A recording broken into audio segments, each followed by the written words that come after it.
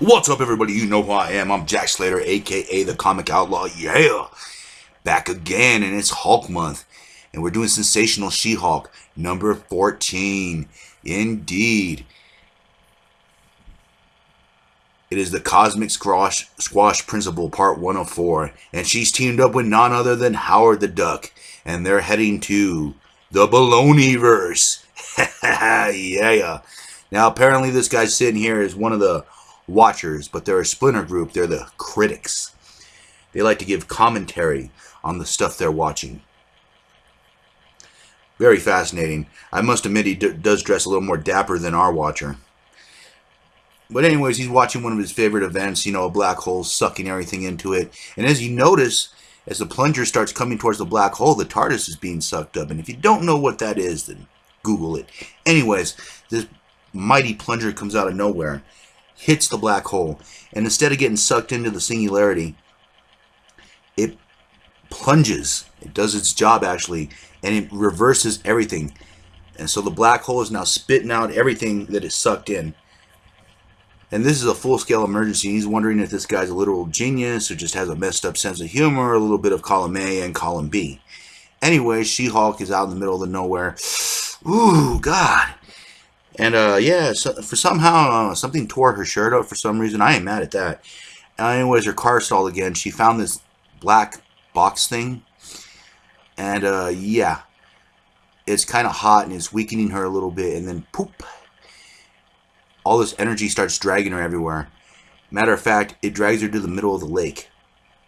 And she ends up falling in. So not only is she sort of half naked, and she's also now wet.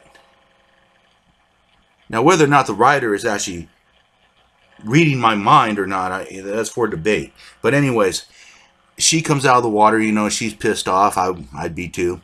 And she decides to stick her hand in the thing that looks like a picture frame now.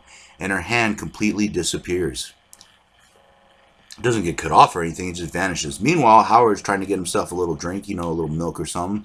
And her hand pops through the door. Howard panics a little bit, thinking that his peaceful life and existence is about to be changed. And he's going to have to do something for someone, which he's not a big fan of. Especially being a hero. Anyways, She-Hulk's wondering what the hell's going on. Her hand came out white and milky. And she's also freezing, which is something that shouldn't happen because of her gamma-irradiated blood. So Jennifer starts to realize that something's going on. Touching that thing had an odd effect on her. Meanwhile, this guy's in jail, and they're kind of just giving him the spoof on why this is happening and why is that happening. I have a feeling this guy's going to come into play a little more. It tends to do that with She-Hulk. They introduce these small characters, and they end up playing a pseudo role, and then they disappear again. But back to the main story. Howard's sitting there, and his main girl, Beverly, comes in, kicking back, wearing some ninja gear. I guess she got some work doing some commercials as a ninja or acting like a ninja or something. She asks, if there's any diet soda left, and Howard tells her to beware of the green arm. And that look on Beverly's face totally sells it. There's something bad is going to happen. She-Hulk steps into her place, and she's woozy. She hasn't felt this woozy since the blood transfusion from Bruce. So something is definitely wrong with her. Her powers. She needs to contact somebody. Maybe her buddy Reed Richards. Iron Man. Someone with some kind of intelligence. Meanwhile, this guy's debating on what he's going to do. The portal is open. Destiny is before him, and he must make a choice. Of course, he could dump it in our watcher's lap, but he thinks that guy's too much of a wuss, and I'm inclined to agree with him. So the critic is off, looking for someone to save us. And Reed, of course, is not there, so she goes to another theoretical physicist who actually tries to ask her out. She says she's not feeling good, which is actually the truth, and she probably wouldn't anyways. And, of course, he sticks his hand in there and knocks over the milk. And this is where they start to do tests. They drop a pen in there, it just keeps falling. So the guy thinks it's either some kind of trash compactor to another dimension, or it could be just another portal to another dimension. Since there's a lot of different multiverses in the Marvel Universe, which has been established over and over again. Meanwhile, in Cleveland, Howard the Duck is kind of looking around, he's a salesman at this place. And, he's talking about his job, this and that. and the critic appears out of nowhere. And Howard wants nothing to do with this situation. Howard doesn't want to be a hero. Howard just wants to shag Beverly, make his money, smoke his cigars, and not be a hero. But the critic has other plans for him.